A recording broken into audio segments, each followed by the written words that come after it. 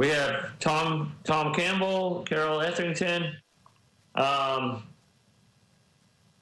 yourself, and me. And David is not on, but we have a quorum. Okay, I don't see Carol, but I won't see. She's on a phone. She's on a phone. Okay. But thank Hi, you. Carol. Yes, hi, today I'm here.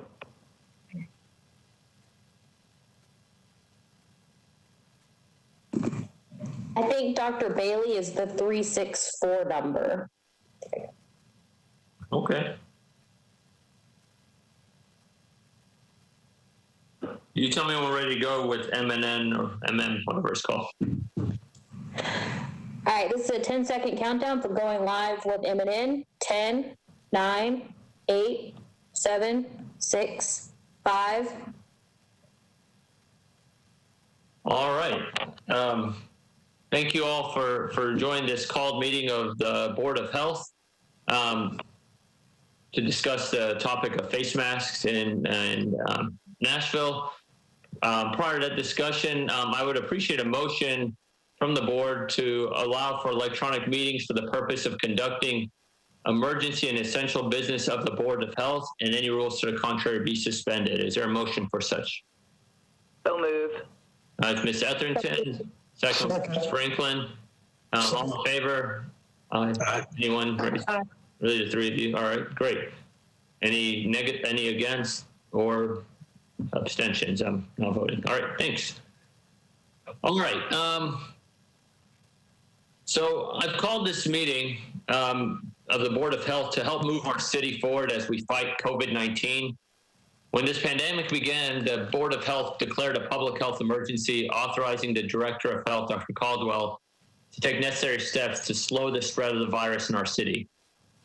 Under this declaration, we have limited crowd size in businesses and venues. We have mandated social distancing requirements, set cleaning and sanitation standards for businesses, and required all public-facing employees to wear a face covering. Now, these actions have helped our city move forward as we reopen. Today, several of our metrics are trending in the right direction.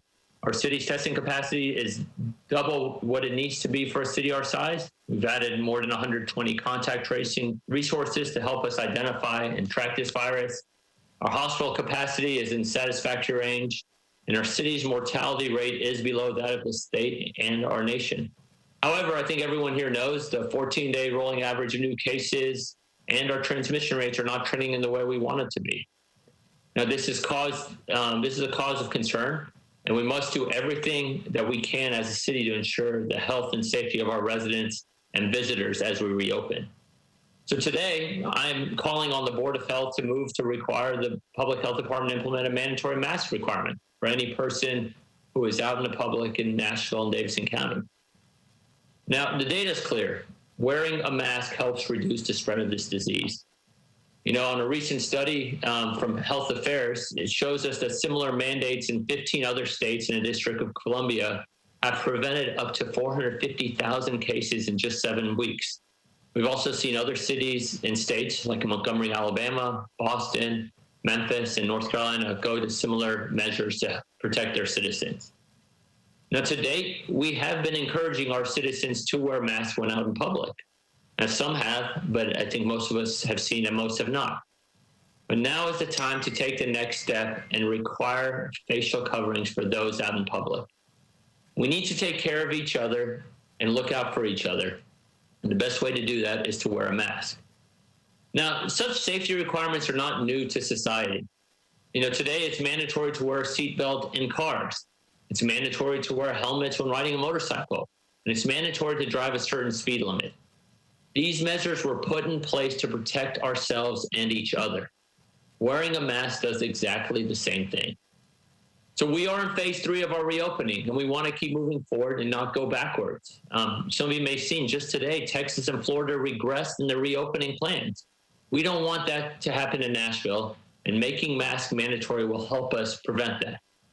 Now, I've come to this decision after consulting with experts, leaders of our healthcare system, the mayor's office, the Metro Council members, all agree that this is the right decision at this time.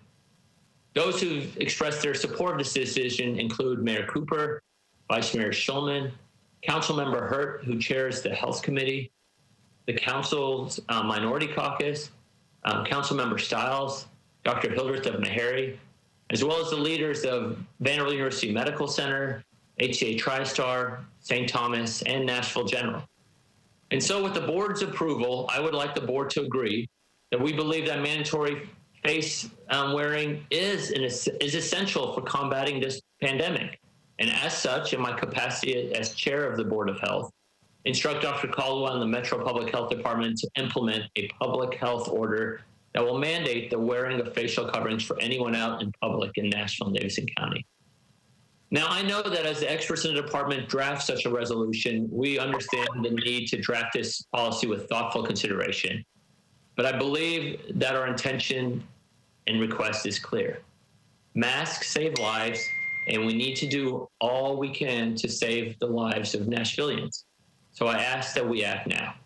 And with that, I would open the floor to any of my colleagues for any dialogue and or motion.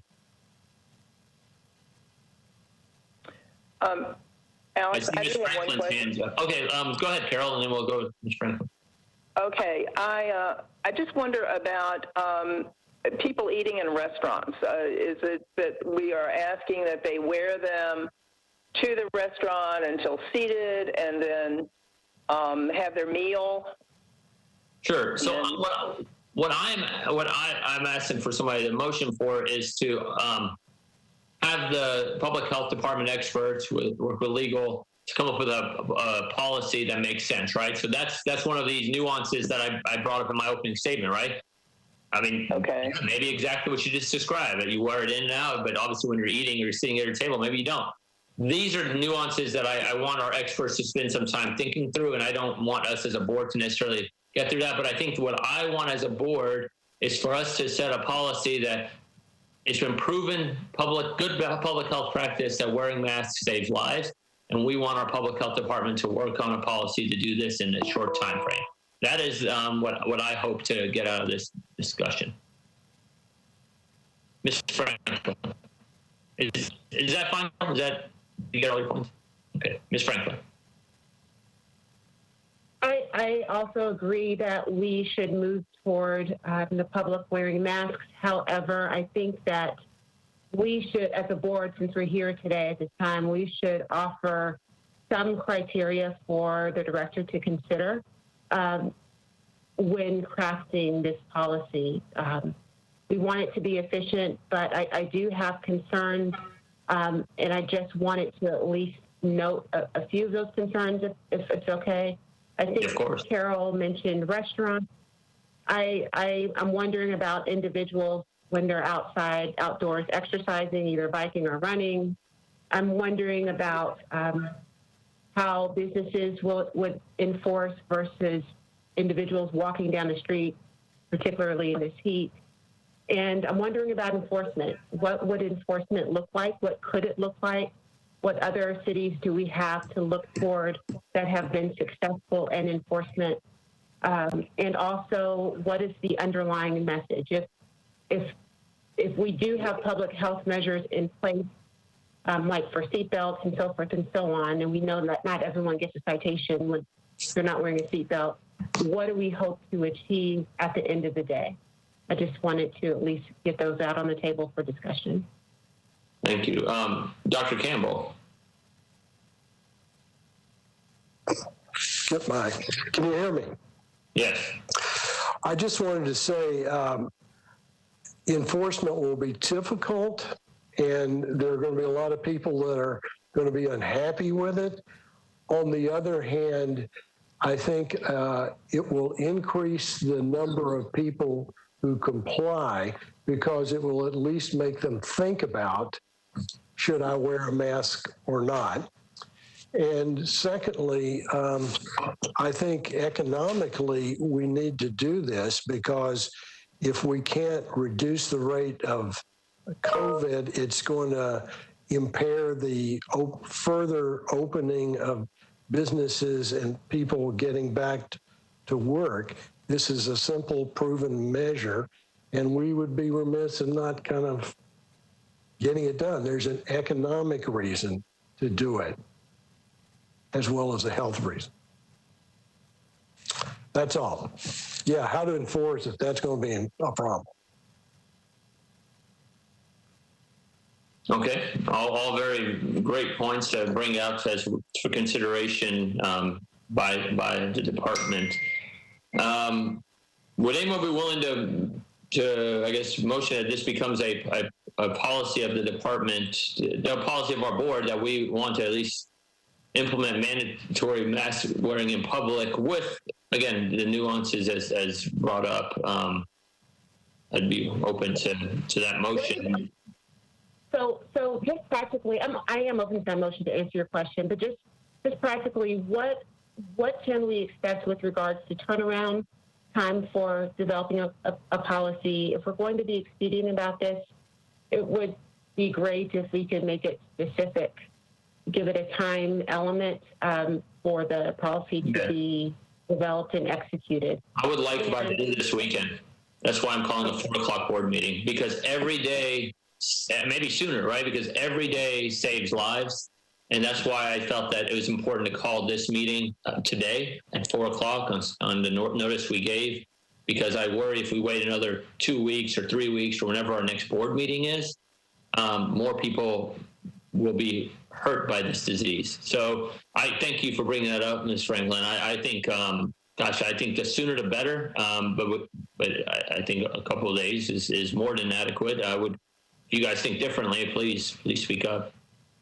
Okay, and is there any reason why the director wouldn't move forward with calling for this policy, since it's evidence-based, given what you outlined in your opening statement? I don't know, Dr. Caldwell, you're on, right? Would you like to speak, sir? Just doing a sound check, Doctor. Yep. Can you hear me? Okay, thank you. Okay. I've been struggling with going to this point. However, with the increasing caseloads and understanding that they will continue to likely increase, and given that the options being mandating face masks versus perhaps having to go back to a previous phase are all decisions that are challenging. I think that if everyone were to wear a face mask, if they could not socially distance, I'd like to really emphasize that socially distance is really a key. So if people are walking alone in a park, let's say, I would find that to be compliant, as opposed to if people couldn't socially distance wearing face masks. I agree with the science that face masks are better than non-face masks, certainly indoors more than outdoors. And as I've really been thinking about this, I know that people take time sometimes to be able to change their behavior and understanding, and maybe it's not until COVID really impacts them or their family that it really changes their hearts. So I think a lot of people will know the science and understand it and wear the face mask because they know it's the right thing to do, and other people will just do what's in their heart. So you wear the face mask because it's in your heart, and other people just will never be convinced. And so I've been struggling with what to do regarding increasing the number of people who will wear face masks, and of course the enforcement of it is challenging. I've researched other communities. The state of Ohio in May had a face mask order, and they rescinded it because they felt that it was not the right thing to do. Now, but that was back in May. We're in a very different situation here now. Counties in California had face mask orders, and then they rescinded it, but then the state eventually now has mandated it. So I think this is a process. We are learning more every day.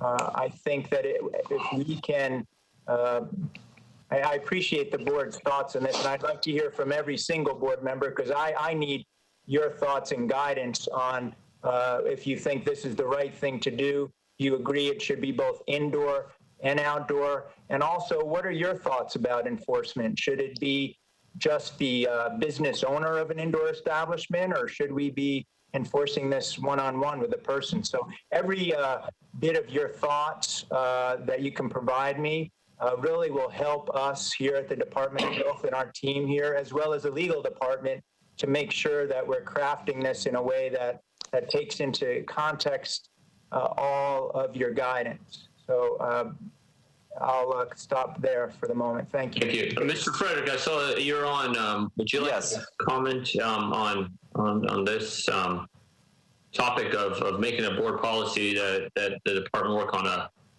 mandating face masks? So. Yes, I would strongly support that. I see that other places across the country are in putting these into force, and even my mother, who lives in a small town in Mississippi, must wear a face mask when she leaves her house. So I think that we see that this is, based on the science that we see, this is what's keeping pandemic a bit more under control in Asia and in Europe. And I think that short of shutting the economy down again, this is the only tool we have. And I think that we would all like to see the economy functioning. And I have to believe that wearing a face mask is a small price to pay for that. Thank you. Any other comments? Do I see a hand up? Is that Campbell? Oh, Carol, hi. Your hand up? You're muted, Carol. Okay, sorry. I absolutely support it. I just wonder, and I know can't and shouldn't go into a lot of details, and there are many nuanced things. However, how are we going to get to that? Who do you see being on the team that will be able to sort of process these issues we're raising about when, where, how, and what team is going to do that, and what's your sense about not just Dr. Caldwell, but the workforce of the health department in terms of the enforcement piece? Well, I will say also, I just want to throw this in there about enforcement is I think this is a whole thing for Nashville, and I've spoken to the mayor's office, and I think my opinion, Dr. Caldwell, you asked for our thoughts too, is our department has been such a great job working so hard on enforcing so many things. Is perhaps, we ask our colleagues and in the police and other places who are going around and seeing things also have warnings and recognize it. This is a whole community, right? And I want, as I mentioned previously in other forums, everyone's responsible for a community. And the enforcement piece is going to be is one that's important, but I think more so important to me is also the message that this saves lives. This is not anything. This is not a political message. This is not a Alex Jehunger wants to wear the mask message. To me, this has been proven. There's been case, whether it's the health affairs article I mentioned, or whether it is the articles out of Berkeley, which have shown modeling that 80% of a community wears masks, the case drops to 1/12 its current burden, or whether it is the example out of Japan as a country that has not had a problem with COVID-19, although they have not had any shutdowns, and that's because they've had to deal previously with bird flu and other pandemics in which they've destigmatized wearing masks. They've all recognized the importance, and I want our community to do that because we need Nashville to thrive. So that is my opinion, and I think that's the enforcement component is a critical part of it. But beyond that, let's get that message that this matters, right? Wearing seatbelts matters. This matters. I mean, it's just safety. So thanks. So the reason that we have public health policy is so we can change behaviors. And if this is going to help increase the opportunity for Nashvillians to change behaviors to protect themselves and others, I am all for it. I do believe that we have experienced workforce, particularly in our bureau directors, those in population health, that can assist Dr. Caldwell in crafting the policy. I'm happy to email successful examples of cities that have that have mandated mask wearing in public and give an idea of the range of enforcement. So I can email that. That's not difficult to look for. So I do believe that we have the capacity, the health department, to turn around this policy very, very quickly. Where there's a will, there's a way. I do want to make sure that as we consider what enforcement might look like, I do recognize that that might involve Metro Public Health, the Metro Police Department. And if so, I just wanted to make sure that we are careful to make sure that there's not a disparate impact on the individuals living with homelessness and also the Black and brown communities. That I can imagine a lot of our residents would be concerned about. So as we're thinking about what that policy looks like, and the goal is to change behavior, not necessarily to create citations to punish people financially. That's what I'm in favor of. So I do agree that we should move forward with this policy. Great. Hey, on that, Alex, I think that's absolutely right. And if there is a way that we can engage persons once the policy has been defined carefully, and as opposed to just the health force or the police or the normal people who enforce things, if we could somehow generate a lot of interest in different groups to be our ambassadors, to speak in their own communities, that's also time consuming to recruit and to educate them. But I really, really believe, along with what Tanae was saying, it goes a long way to put the people who know the people out there encouraging folks in different ways, whether it's through churches, whether it's through social groups, whether it's whatever, to wear masks so that it's just not us being the ones, we may be the decision makers about the policy being in place, but to actually make it work, we got to engage. Thank you. So would somebody be willing to motion that they would like the policy of this board to be that face masks should be mandatory in our city, and thus instruct Dr. Caldwell and team to come up with a policy that he can sign under our emergency health declaration in the next couple of days? I know it's very wordy what I just said, but I just I'd like that to be, that's why I call this meeting. So would you like to have someone from the board working with that group? I don't mind. No, David, to be honest with you, no. I think that I'm saying as a board, we believe this is an important policy. I think this policy needs to be written and executed in the next 24 to 48 hours. Every day we wait, people die. Okay, and I'm just being honest. Mask saves lives, and I don't think this needs to be a long, drawn out, back and forth. I'm grateful for what our several members of our council are doing on coming up with policies, and the council has a process. We have the ability in our emergency health declaration to start with a policy, and it can be amended as time goes on if needed, right? I mean, but I would like our department to get something going. But as a board, I would like us to be the one who says this is policy, this is what we believe needs to happen as a board, and allow our professionals in the department to do it. So okay, I'm happy to make a motion then. I would move. I'm sorry. Before you make that motion, David, could you also include that the policy is translated into the appropriate languages to make sure we reach diverse communities? Very good catch. Yes. Thank you. I move that it be the policy of the Metro Board of Health that we issue a mandatory mask in public order and direct the Director of Health and the staff of the department to develop such an order and appropriate enforcement policies around that within the next 48 hours.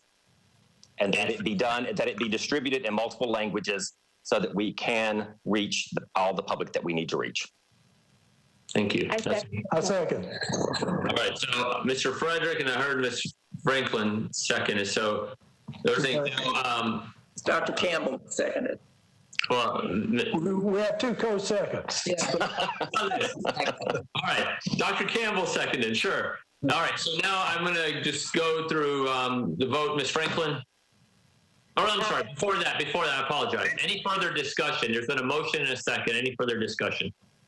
Dr. Caldwell, can I just clarify? Yes, sir. So if you can help me, there was nothing in the motion that talked about social distancing and nothing about the motion that talked about inside or outside. And I think that's so critical that I be clear on that. Well, I think, Dr. Caldwell, with due respect, I think you should just do what you and your colleagues think makes sense. Okay, that's fine. As long as you allow me that flexibility. I just want to be clear on that. Right, and Dr. Caldwell, I would say that indoors is what I meant, but you can do what you want to with it. Oh, well, no, that's why I want it. That's why I'm asking. I want to be clear on what you're asking, and so that I can be sure that I'm doing what you're. I think we need to leave that up to you a bit, because we could get to picking nits. I mean, if it's an outdoor thing where people are jammed in, packed in, then that's a different story than if they're. So I think you just need to write it so that the social distancing / mask wearing works. Yeah. So okay. I just want to clarify. So social distancing, indoor is very important. And in and outdoor, if there's not social distancing, is kind of what that's my frame of reference. I just want to make sure that I'm not missing what your intents are. So, Dr. Caldwell, you know the data out there. This is evidence-based. We are not reinventing the wheel here in Nashville. You have team members that can also help input into what this policy looks like. Our goal is to protect the public. I think we still want to embrace social distancing, but at the end of the day, we need to make sure that we change behavior so we can protect the public and protect lives. I will be happy to email you evidence-based examples of where this has been successful, but I think you understand the intent of what this policy is meant to do. So, but we're happy. I personally am happy to take a look at a draft later on after you have a completed draft, after your team has been able to put something together, if that would be helpful. Yeah, it would. Well, I just read the motion, Mr.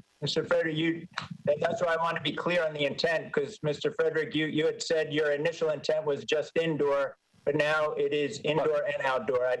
Yes, I'm actually saying that I can't really express my direct intent because there are many subtleties to this, and I trust you as a public health official who knows the subtleties that you will make the right decisions. But social distancing, saving lives is the intent here. Indoors for sure. Outdoors depends on the situation, I would imagine.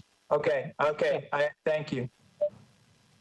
Okay. So, would you be more comfortable, Dr. Caldwell, to do a draft and send it out to the board, or? No, Carol, with due respect, I think, I appreciate that. I don't mean to, of course, that's the will of the entire board. I'm happy to do it, but at a certain point, I don't, this needs to, because then as it becomes nuanced, right? Because we as board members can't communicate outside of this forum. So there may be one suggestion. I just think that delays the expediency that I am striving for as chair of this board for this super important policy, in my opinion. And I think once a policy is signed, then I think, listen, if there's flaws in it, we need to amend it, just like we've amended other director's orders. We haven't commented on every other director's order, and I don't think we need to comment on this director's orders, because as Ms. Franklin said, there are a lot of professionals in the department that can help with this. And this is a evidence-based approach. So I don't mean to. I guess I am a little forward about that, of my thoughts on that, but it's really for the sake of expediency. Well, I think that's great, and I don't disagree, Alex. I don't think you need to carry on with back and forth all the time. I just think, you've had some time to really, really dive deeply into all of this, and I think we all respect exactly what you're saying. I just also want to be conscious of how we can do it without, then second guessing after we've made the decision. And just is an opportunity for us to sort of process this whole thing with you because you had a lot more time to think about it. Well, if the board would like to do that, I mean, by all means, but I want to highlight one part of Mr. Frederick's motion that I greatly support is a 48 hours. Like 5 p.m. Sunday, I would like Dr. Caldwell to have something signed. So if we can do that, by all means, but I'm passionate about this because every day matters. And that's why I'm passionate about this. Absolutely. And I guess we're just inviting Dr. Caldwell, if you want to reach out to any one of us, you are more than welcome to do that. And we aren't necessarily going to have the answer, but we certainly can discuss it with you. And Alex, I'm right there with you on it. I just want to make sure we kind of cover the bases that Dr. Caldwell doesn't feel like we're not also there for him. Right. But to be clear with the motion that I have on the floor at the moment, it does not require that this order come back to us for approval. There may be consultation, but it does not require that we convene again as a group to approve this. That's great. I'm good with that. Thank you. Any other discussion? So there was a motion and a second by Dr. Campbell. Motion, Mr. Frederick, second, Dr. Campbell, for what we've discussed.